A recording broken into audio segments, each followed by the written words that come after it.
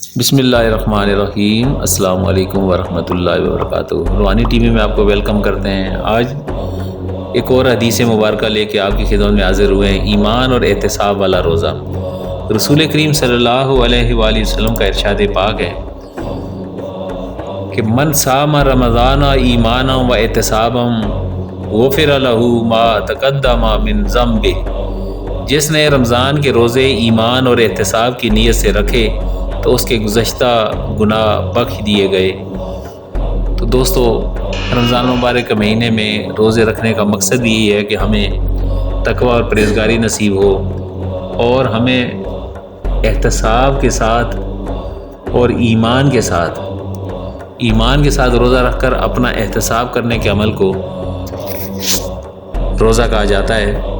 और जो इस तरह का रोज़ा रखेगा अल्लाह ताला उसके गुनाहों को माफ़ फरमा देगा। अल्लाह रब्बी की हमें हुज़ूर नबी करीम सल्लल्लाहु अलैहि वसल्लम की इन प्यारी प्यारी नसीहतों पर अमल करने की तौफ़ीक नसीब फरमाए। अस्सलामु अलैकुम वरहमतुल्लाह।